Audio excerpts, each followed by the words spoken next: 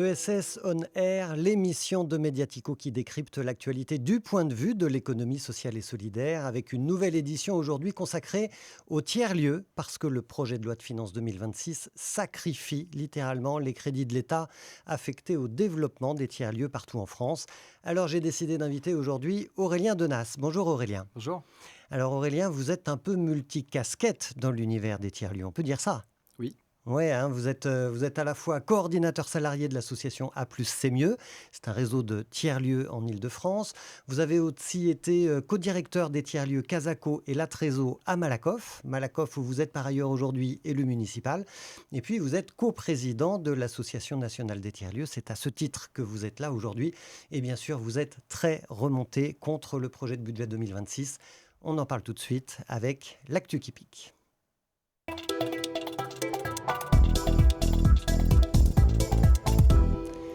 Aurélien Denas, on parle d'une baisse de 95% du budget national pour les tiers-lieux. Comment est-ce que vous avez réagi en découvrant ce chiffre dans le projet de loi de budget 2026? Donc c'est une gifle et une insulte, pour, tout ce qu'on essaie de construire au quotidien. Les tiers-lieux, c'est un mouvement un peu complexe, c'est des lieux sociaux de proximité, qui essaient de co-construire avec les citoyens et les acteurs du territoire des solutions à des problèmes complexes. Le lieu étant un moyen de faciliter la coopération et la construction locale. Donc Heu si on rappelle la définition, tiers-lieu, c'est ni à la maison ni au travail, c'est un espace hybride. Ça pourrait être un bistrot, ça pourrait être une bibliothèque municipale, mais en fait, le mouvement s'est développé depuis 10-15 ans.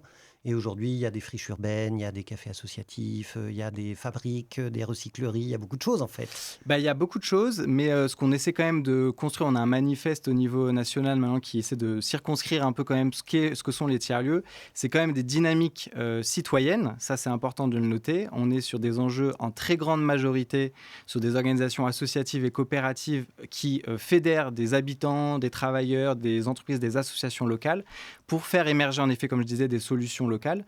On a dans ce cadre-là plein de familles différentes, en effet, les cafés associatifs, les ressourceries, recycleries, les espaces de travail partagés communautaires, où il y a vraiment une dynamique de communauté. Il peut y avoir les Fab Labs, les makerspaces, donc tout ce qui sont les espaces de travail partagés autour de l'artisanat ou de la production, parfois semi-industrielle aussi. Tous ces espaces collectifs, Tiers-lieu culturel aussi, bien tiers-lieux sûr, il y en a culturels, beaucoup, hein. voilà, les lieux intermédiaires, les friches culturelles et sur les droits culturels, il y a un énorme sujet autour des droits culturels. Et donc tout ça, on essaie de faire un mouvement collectif autour de ce mot tiers-lieu qui a été certes poussé pas mal par la puissance publique depuis 2021, on en parlera, mais qui est une vraie réalité concrète pour énormément de citoyens qui s'engagent sur leur territoire. Alors parlons-en tout de suite. Depuis 2021, qu'est-ce qui s'est passé? Quels étaient les montants des budgets que l'État consacrait au développement des tiers-lieux? Et puis, à quoi aboutit-on aujourd'hui?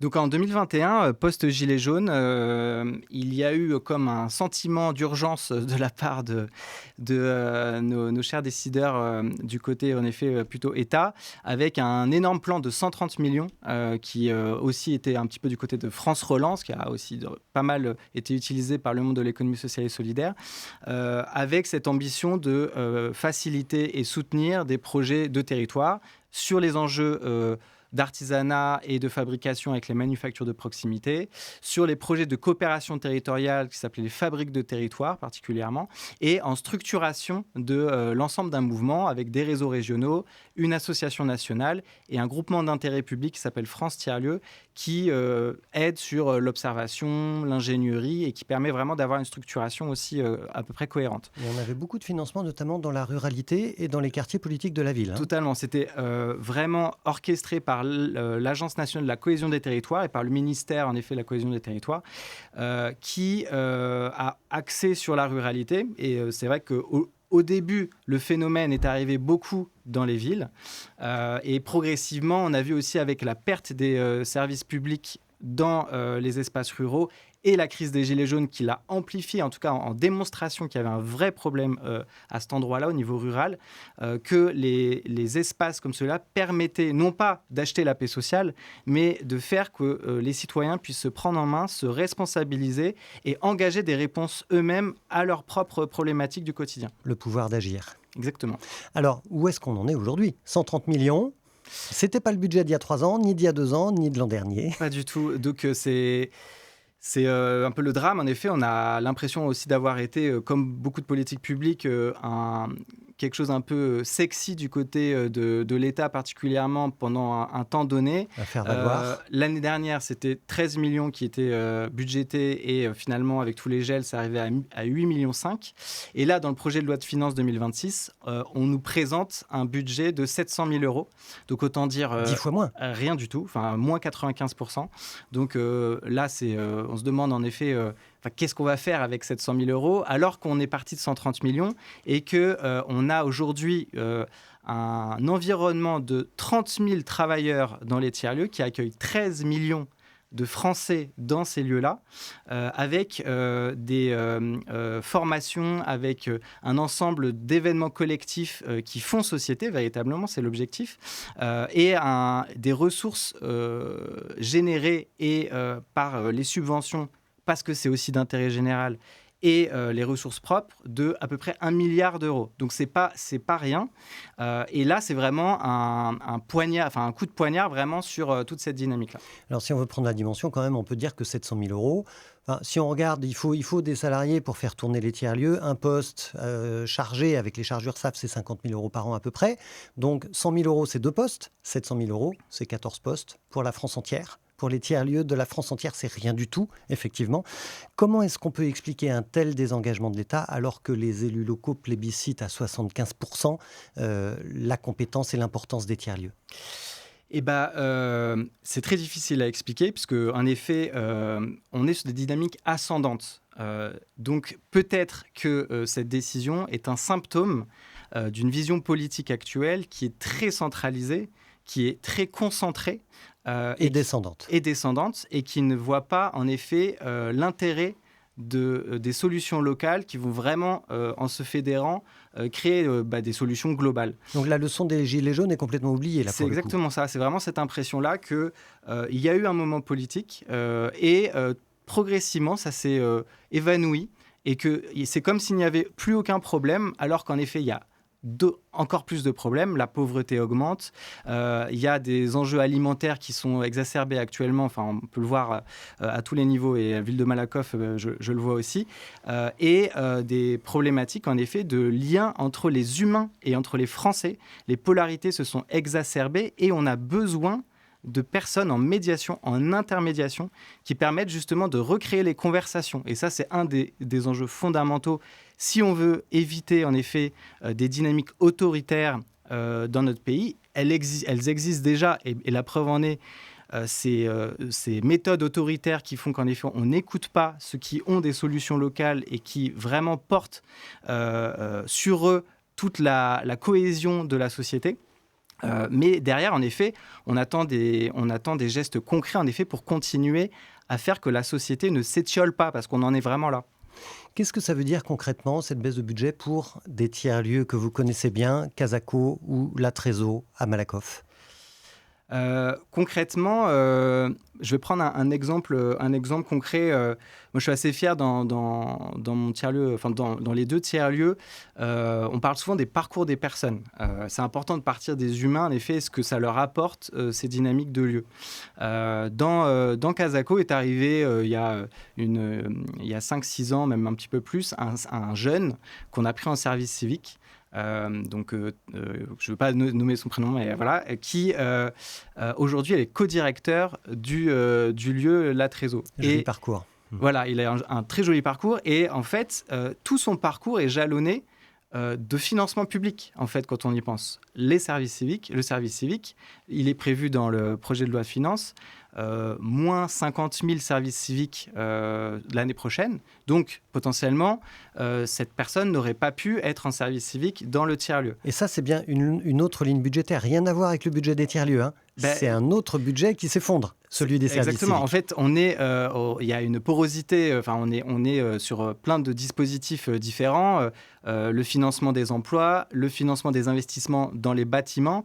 C'est pas que cette ligne-là qui est purement une ligne qui est du côté de l'Agence nationale de la cohésion des territoires, qui est certes fondamentale parce que ça vient alimenter l'ensemble de l'écosystème. Par contre, on parle bien de à peu près 400 ou 500 millions d'euros de subventions à plein d'endroits pour les tiers-lieux. Et en fait, à tous les niveaux, on va avoir en effet des baisses et donc, de ce fait, beaucoup moins de capacité à mener nos actions. Donc on comprend, pour ce jeune co-directeur, il n'y aurait plus ce parcours d'apprentissage, d'émancipation, de Exactement. prise de responsabilité dans son parcours professionnel. En même temps, on voit bien que l'État est en difficulté financière lui aussi, la dette est considérable. Et si on considère que les tiers-lieux sont des espaces récréatifs, d'amusement, de plaisir, on se dit, bah oui, on coupe dans les budgets. Alors expliquez-nous un petit peu, qu'est-ce qui risque de disparaître ou de s'arrêter en 2026 si ce budget de moins 95% est maintenu par les députés lorsqu'ils vont voter, les députés et les sénateurs, lorsqu'ils vont voter le budget 2026. C'est un très bon exemple sur cette idée en effet des lieux récréatifs, etc. Nous, on défend beaucoup une notion qui est clé, c'est la convivialité. C'est-à-dire, si on veut éviter en effet une société polarisée, et en fait on est en plein dedans, on a des ennemis dans nos sphères, c'est les bulles des réseaux sociaux, c'est les espaces en effet où on ne pense plus que pour soi et pas pour le collectif ou pour l'intérêt général, et où on s'individualise totalement. Les tiers-lieux sont une solution pour recréer cette dimension collective et recréer ce sentiment commun. C'est le premier kilomètre de la démocratie, et ça on le défend très fortement. Et par rapport à ça, en effet, tous ces dispositifs publics, en effet, concourent à la continuité, en effet, de ce lien et de cette capacité, en effet, à se sentir appartenir à une communauté de vie sur un territoire, mais aussi au niveau national. Et donc, si on a envie, en effet, d'éviter des révolutions violentes ou alors des basculements politiques extrêmes autoritaires, il y a ce besoin, et c'est le cas des tiers-lieux et l'ESS en général, dans les solidarités, de venir le soutenir. Il y a une alliance fondamentale entre la puissance publique et l'économie sociale et solidaire et les tiers-lieux en tant que premier kilomètre de l'ESS, il y a vraiment cet enjeu-là, pour pouvoir en effet mener aussi des transitions et une cohésion de ce peuple qui peut tout à fait se repartir dans une conflictualisation extrême. On a fait un bon petit tour d'horizon pour démarrer. Et pour mieux comprendre encore ce que vous défendez, on va passer à la séquence du Pitch Express.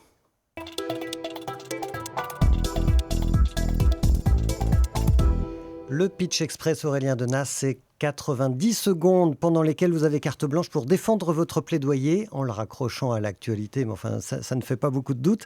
Alors, qu'est-ce que vous avez envie de défendre ? 90 secondes, c'est à vous. Donc déjà, cette envie de défendre une méthode, cette co-construction de solutions par les citoyens, par non pas le bas, mais le près. C'est en proximité qu'on peut répondre au plus proche aux problématiques en effet des citoyens. Donc défendre vraiment la dynamique ascendante. On a après des systèmes de représentation qui viennent en effet parler avec les différents échelons des différentes institutions. Il y a une force d'un mouvement tiers-lieu qui vraiment aujourd'hui est de plus en plus soudé et de plus en plus en phase politiquement, c'est-à-dire on sait ce qu'on veut défendre collectivement, et comme je le disais tout à l'heure, c'est conséquent en termes de chiffres, vraiment 30 000 personnes, 13 millions de Français qui les fréquentent, c'est pas rien, donc il y a cette nécessité de les défendre, et l'emploi au sein de ces espaces, la médiation, l'accueil inconditionnel, en grande partie dans ces lieux-là, toutes les fonctions qui permettent de faire qu'il y ait de l'activité, il y ait de la vie, il y ait de la programmation, il y ait des choses intéressantes qui s'y passent et qu'il y ait des liens qui se créent. Tout ça, c'est du travail, véritablement. Et ce travail-là, il se finance. On ne veut pas être un sous-service public. Certains parlent du prolétariat du service public pour dire, on parlait tout à l'heure de 50 000 euros, on n'en est clairement pas là sur les moyennes de salaire, en tout cas même chargé dans les tiers-lieux. Il y a quand même cette chose qui nous amène tout ce burn-out militant, etc. On est extrêmement engagés et extrêmement fatigués. Donc si en plus de ça, on n'a pas le soutien de la puissance publique pour nous dire « mais oui, c'est bien ce que vous faites, continuez, vraiment, vous êtes nécessaire à notre société, on a besoin de vous », en fait, derrière, en effet, c'est délitement généralisé.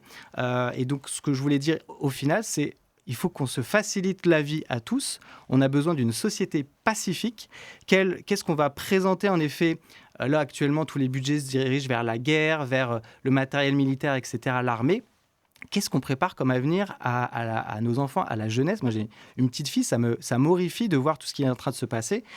Donc, on a des combats à gagner. C'est des combats du quotidien et de la proximité, mais il faut que ça remonte en effet aussi jusqu'à ces sphères institutionnelles. Nous sommes des forces instituantes, et donc on a ce besoin, en effet, nous, forces instituantes, société civile, aussi de se fédérer pour changer l'institution et ne pas la faire dériver vers des systèmes autoritaires et vers la guerre in fine. Alors après ce plaidoyer, on va aller voir, Aurélien Denas, ce qu'il y a dans votre boîte à solutions.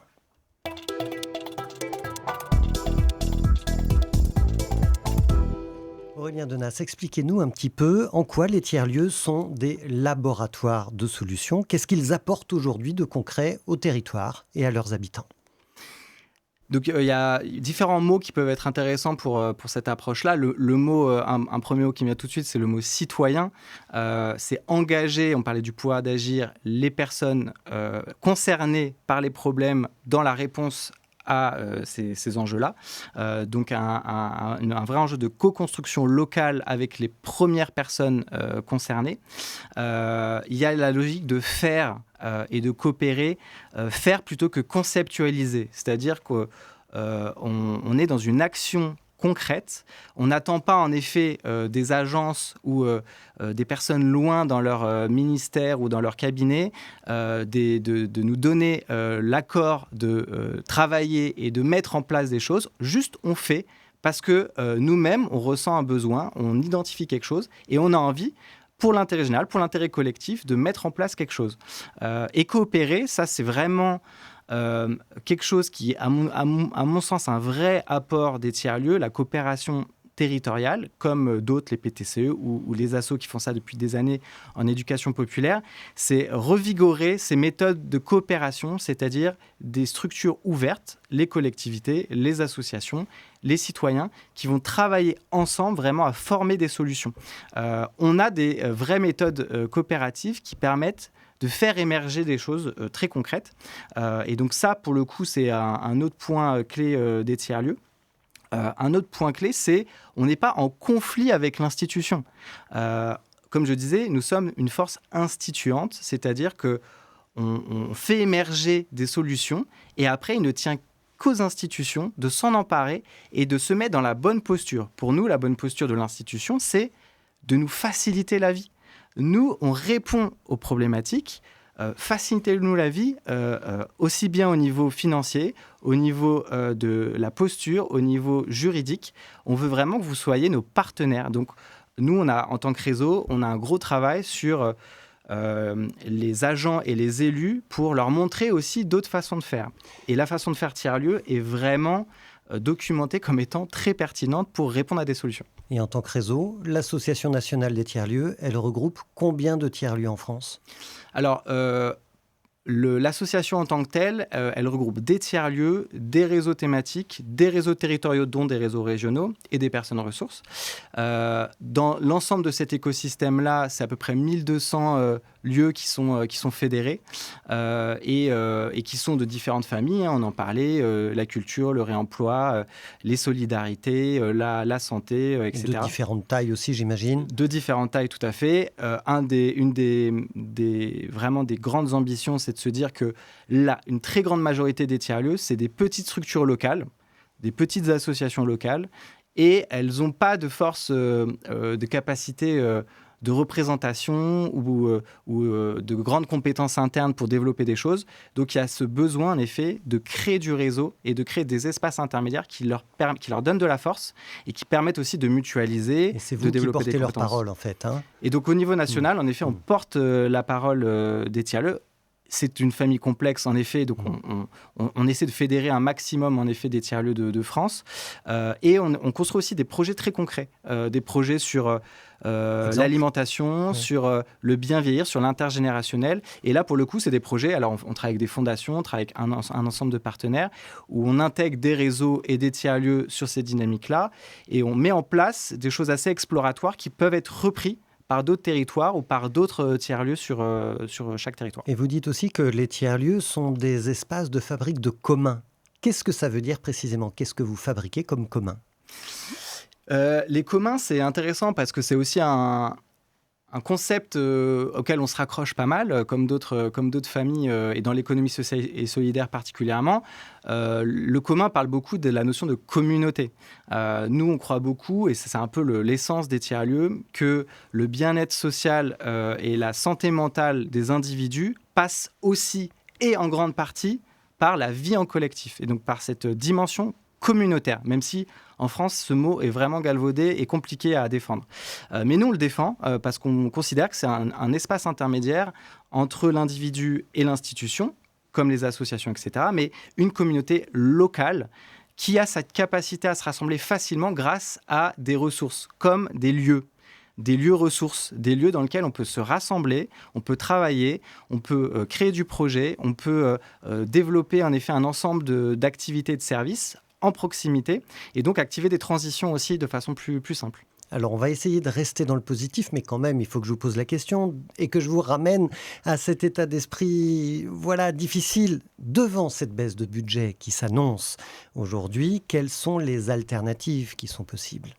Est-ce que vous pensez que le soutien des collectivités en particulier, est-ce qu'il est envisageable? Ou est-ce qu'elles sont elles aussi complètement étranglées? Donnez-nous un peu d'espoir, Aurélien. J'aurais aimé, pour moi, le bon échelon en effet de partenaires institutionnels, c'est la collectivité. Donc, projet de loi finance 2026, moins 5,3 milliards d'euros pour les collectivités.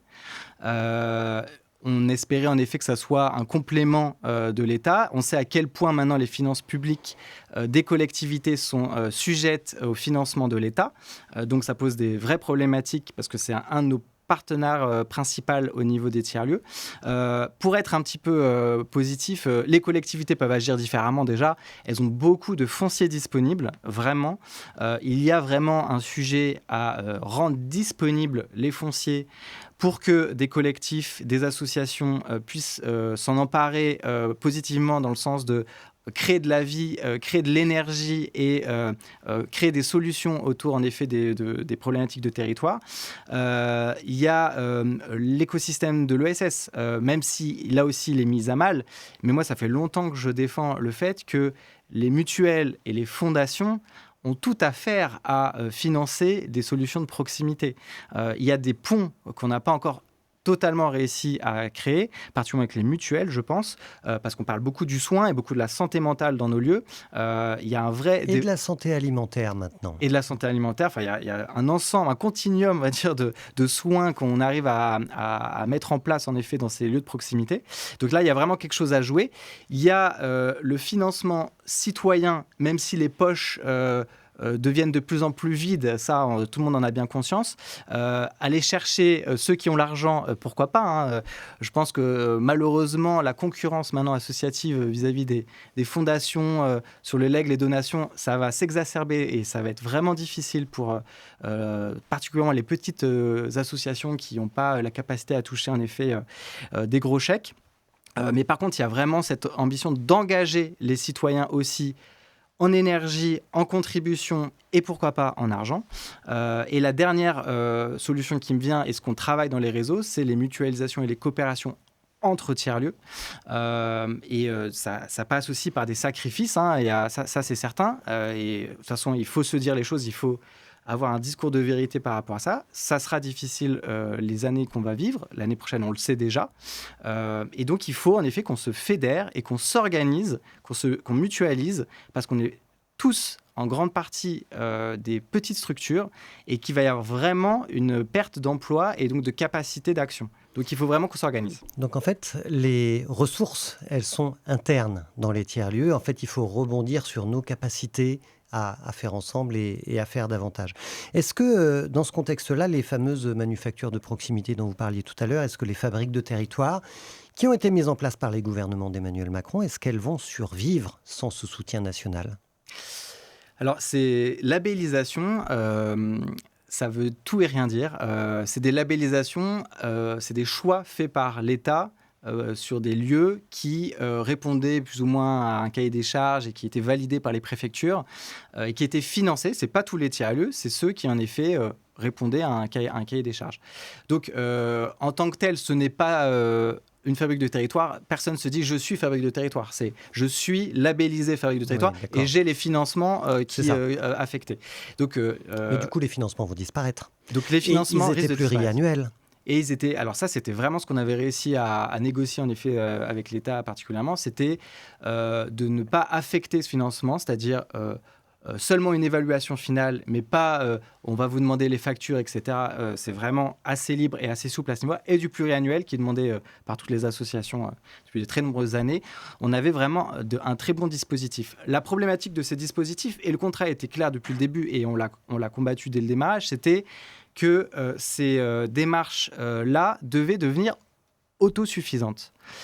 Alors, est-ce qu'elles le sont devenues? Alors, bien sûr que non, puisqu'en fait, ces démarches ultra-locales, ultra-collectives, qui sont sur des dynamiques aussi d'aller chercher des publics éloignés de l'emploi, précaires, etc., sur la solidarité, ne sont pas rentables. Fondamentalement, ce ne sont pas des projets rentables. Et donc, de penser dans un logiciel politique qui est celui, en effet, de ce gouvernement, que ces lieux ont une capacité à devenir rentables et sur des péréquations, pourquoi pas. Mais en fait, ça ne marche pas. Ça ne marche pas. Et le modèle actuellement est financé en moyenne à 50% par des subventions publiques. On a besoin de ces 50% de subventions publiques pour maintenir un niveau de service et un accueil inconditionnel dans nos lieux. Dernière question de cette séquence, Aurélien Denas, vous êtes aussi coordinateur au niveau de l'Île-de-France du réseau A+, c'est mieux. Est-ce que les tiers-lieux d'Île-de-France sont en train de s'organiser justement pour résister ensemble à l'adversité qui vient, qui est déjà là? Oui, c'est tout l'enjeu des réseaux régionaux particulièrement. On est une échelle en effet qui reste encore un peu lointaine des projets de coopération, mais qui permet en effet d'aider particulièrement les projets de rassemblement. En Île-de-France, on a à peu près 600 tiers-lieux. Il y en a, on va dire, 150, 200 qui sont vraiment dans des dynamiques de co-construction, qui ont vraiment cette conscience et la nécessité en effet de co-construire des solutions. Des exemples très concrets. En Essonne, par exemple, un ensemble de tiers-lieux et d'associations construisent un fonds de dotation qui est assez malin, où ils vont aller chercher en effet l'argent privé sur le territoire et vont se le redistribuer entre eux. Donc, ils ont utilisé une subvention publique pour mettre en place ce fonds de dotation, donc c'est-à-dire pour aller chercher l'argent privé dans les conditions qu'on connaissait. Donc, c'est préparer un peu les adversités qu'on connaît en ce moment. L'argent privé auprès d'entreprises, auprès de familles fortunées? Auprès d'entreprises, auprès de citoyens, avec cette ambition après de se le partager, en effet, cet argent et de pouvoir, en effet, continuer à faire émerger leurs solutions locales. On y voit beaucoup plus clair sur le paysage, Aurélien Denas. On va aller voir maintenant la question qui fâche.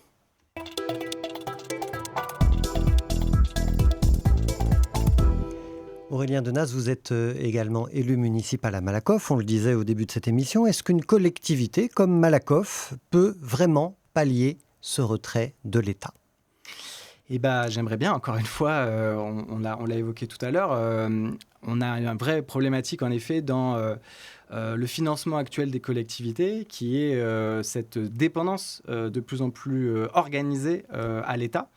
Et donc aujourd'hui, en effet, quand l'État dit nous n'allons pas chercher plus de recettes, ce qui est le cas aujourd'hui, derrière, en effet, les collectivités ont moins de ressources et donc tous les projets locaux en effet, ont moins de capacité on se ressente sur le service public obligatoire, on va dire, et donc on a moins cette capacité aussi d'ouvrir des nouveaux pans de services publics. Donc la réponse est non. Donc la réponse, elle ne peut pas pallier ce retrait-là, mais elle a des ressources en équipe, en compétences, en lieu. Et donc, il y a moyen de travailler pour les tiers-lieux plus fortement avec les collectivités parce que c'est vraiment, encore une fois, la bonne échelle. Est-ce que la Trésor à Malakoff est en danger ? Alors la Trésor à Malakoff n'est pas en danger. Elle a vécu des moments difficiles. Et en fait, toute sa vie de cette structure coopérative, une SIC, a été... c'est une crise permanente, on va dire. On aime bien dire ça dans les tiers-lieux. Des problèmes de trésorerie, des problématiques en effet sur les recrutements à faire perdurer, etc. Mais là, on commence à toucher du doigt, après 5-6 ans d'ouverture, la fin des premiers prêts. Donc on récupère un peu de trésorerie à ce niveau-là et une forme aussi de compétence qui permet d'aller chercher plus de diversité dans les financements. Mais on a une crainte profonde sur les années qui viennent. On a des projets sur les jeunes, sur le handicap. Et là, on n'a pas du tout de certitude de la continuité de ces projets sur les années qui viennent. Et alors, comment est-ce que vous faites en conseil municipal pour défendre les tiers-lieux, alors que vous êtes vous-même engagé dans les tiers-lieux? Là, vous frisez en permanence le conflit d'intérêts. Comment vous gérez ça? Alors moi, je ne suis pas élu au tiers-lieu et je ne suis pas élu à l'ESS dans cette majorité municipale. Quelle est votre délégation? Donc là, je suis sur l'alimentation, qui est un sujet très transversal. Bien sûr. Et qui est passionnant, puisqu'en fait, comment je défends les tiers-lieux en fait, au sein d'une municipalité comme Malakoff, c'est sur les méthodes. C'est-à-dire que j'essaie d'amener dans la collectivité, et c'est pas simple, des postures, des méthodes d'ouverture, de coopération avec la société civile, de mise en place en effet de processus apprenants avec un ensemble d'habitants, de travailleurs, de structures locales. Donc c'est plutôt sur la question des méthodes que je travaille, mais c'est pas du tout dans la défense des structures tiers-lieux du territoire que j'ai beaucoup participé en effet à monter et à gérer. Mais bien sûr, je me suis désengagé de ces dynamiques-là, en tout cas au niveau opérationnel. Et derrière, ça m'a été pas mal reproché. Mais justement, j'en reviens sur un point qui est fondamental pour moi et qui va toucher beaucoup d'acteurs de la société civile, c'est il faut... en fait, il y a des conflits d'intérêts partout. Il y a une nécessité pour nous, citoyens engagés localement et conscients qu'on a des bonnes méthodes, qu'on a des méthodes à partager, de s'engager politiquement à cette échelle-là, c'est-à-dire à l'échelle du public et de l'intérêt général, parce qu'on a des choses à proposer. Et la représentation actuelle des élus locaux, c'est quand même pas en majorité, mais il y a beaucoup de retraités, il y a beaucoup de personnes âgées, il y a beaucoup de catégories socio-professionnelles supérieures. Et on a très peu de jeunes citoyens, ou moins jeunes, mais engagés, et qui ont toujours été très engagés pour leur vie locale, en association, en tiers-lieu, en coopérative. Et si on veut en effet donner envie à ces acteurs-là, qui en fait ont vraiment des choses à amener aux collectivités, de s'engager, en fait, il faut justement sortir de cette question de le conflit d'intérêts, c'est toi qui as créé, donc quand tu seras au conseil municipal, tu vas défendre seulement cette structure. Nous, en fait, on a une vraie vision politique de l'intérêt général et on sait jouer avec les casquettes et avec les intérêts. Il faut juste être transparent. Donc il faut défendre finalement la porosité entre le monde associatif et l'engagement citoyen du quotidien et le monde politique, parce que c'est comme ça qu'on construit aussi la ville de demain. Totalement. On va aller voir tout de suite notre séquence face à face.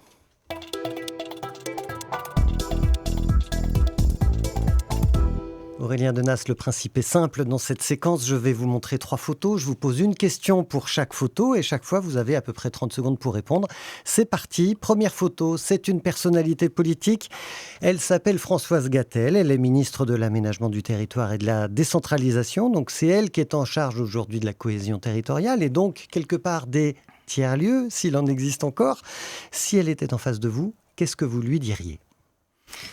Eh ben, on a déjà eu l'occasion en effet de lui parler en direct et avec son cabinet. On lui dirait principalement qu'on a besoin de pérennité en fait, et que c'est plus possible en fait ces politiques publiques qui durent un certain nombre d'années et qu'on jette derrière parce que c'était une bonne idée d'un moment et faut suivre la nouvelle tendance qui va arriver où il y a plus d'argent et on se désengage totalement et on voit pas en effet que ça va totalement mettre de côté des dynamiques qui ont été très longues à construire.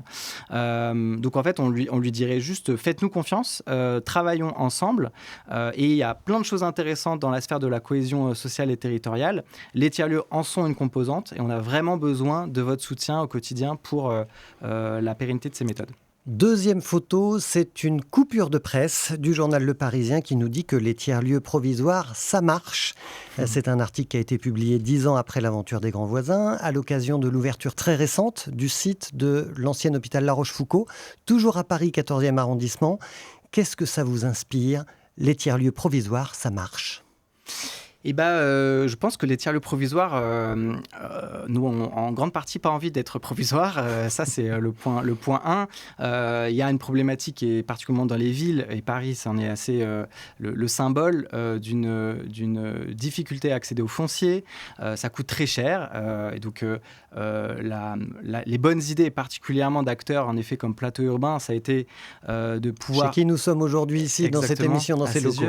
Ça a été particulièrement de dire en fait vous avez du patrimoine vacant, mettez-le pour gratuit et nous vous inquiétez pas, on gère la logistique du lieu et comme ça vous aurez le temps de penser le futur du site.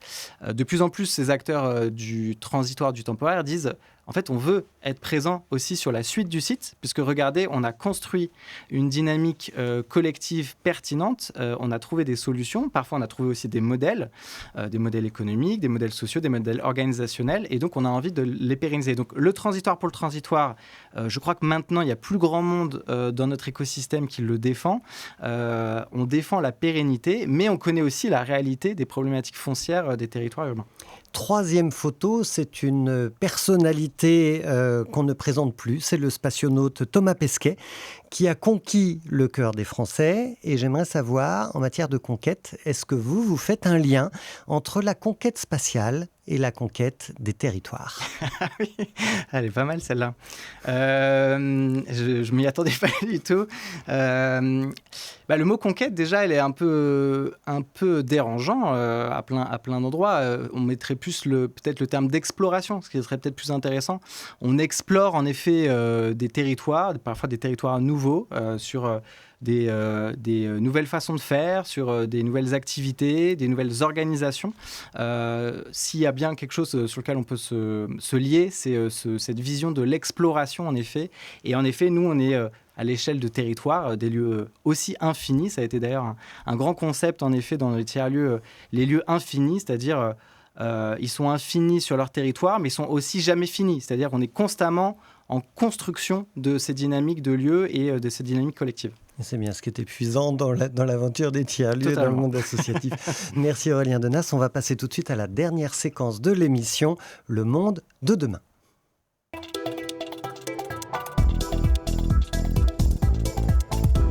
Aurélien Denas, si vous deviez résumer en 3 mots votre vision pour l'avenir des tiers-lieux ou peut-être plus globalement de l'économie sociale et solidaire, quels seraient ces 3 mots et pourquoi ces 3 mots-là ?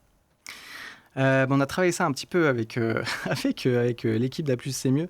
On a choisi les mots de résistance, cette idée en effet de devenir un peu plus politique, un peu plus stratège dans des moments en effet on se sent attaqué dans nos bases, vraiment nos bases méthodologiques et sur la vie concrète des habitants qui fréquentent nos lieux et des travailleurs de ces lieux.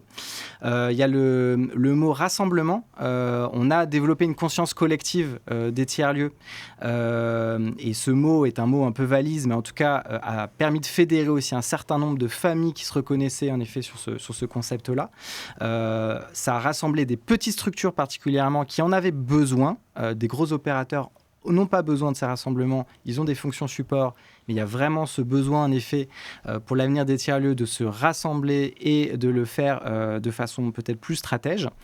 Et le dernier, et ça reste le cœur en effet des tiers-lieux, c'est l'ouverture.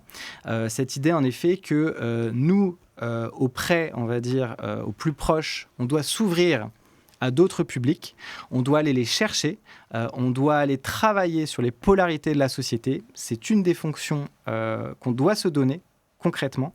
Et au loin, si j'utilise cette notion-là, c'est que les tiers-lieux s'ouvrent à d'autres mondes que sont les mondes de l'économie sociale et solidaire. On a déjà plein de liens et de partenaires, mais aussi les institutions, et en tout cas qu'on arrive à faire un continuum un peu méthodologique avec l'ensemble de ces acteurs et qu'on s'ouvre les uns aux autres vraiment pour faire système. Résistance, rassemblement, ouverture, les 3 mots que le collectif A plus c'est mieux a choisi de retenir de façon tout à fait démocratique, évidemment. Merci Aurélien. Pour finir, si vous aviez juste un message à adresser aux parlementaires aujourd'hui, avant le vote du budget, quel serait votre message ? Les parlementaires, il y a les députés et les sénateurs. Donc, du côté des députés qui sont élus par les citoyens, c'est d'écouter en effet tous les apports aux citoyens de ces dynamiques, de ces lieux à l'échelle locale. Si on ne veut pas de révolution violente ou si on ne veut pas de bascule politique autoritaire, il faut mettre le paquet sur ces dynamiques-là, sur les associations locales, sur les tiers-lieux, qui sont encore une fois la première porte vers le monde de la coopération et du monde associatif. Du côté des sénateurs, il y a bientôt les élections, en tout cas pour une partie des sénateurs qui sont élus par les élus. Les élus locaux plébiscitent fortement les tiers-lieux comme solution locale. Vous l'avez dit tout à l'heure, 75% qui ont été interrogés, en effet, disent vraiment que c'est une vraie solution méthodologique pour leur territoire. Et donc, je dirais aux sénateurs, rendez-vous compte que vos électeurs aussi sont très intéressés par cette solution et vous devriez, vous aussi, la défendre. Merci Aurélien Denas, c'est la fin de cette émission sur les tiers-lieux. Merci. Vous avez dit tout à l'heure que les tiers-lieux, c'est le dernier kilomètre de la démocratie. Le premier, le premier, voilà, je me demandais, le l'avant-poste. premier kilomètre de la démocratie. Merci à vous d'avoir été notre invité aujourd'hui. Merci beaucoup. Merci à vous d'avoir suivi cette émission fidèlement comme chaque fois. Si ça vous a plu, évidemment, vous le dites sur les réseaux sociaux, vous likez, vous nous mettez des commentaires et puis bien sûr, vous pouvez aller sur mediatico.fr pour vous abonner. Ça nous soutiendra dans nos actions pour l'économie sociale et solidaire et nous aussi, on en a besoin. Merci à vous pour votre fidélité. À très bientôt pour une nouvelle émission ESS On Air, l'émission qui place l'ESS au cœur de l'actualité.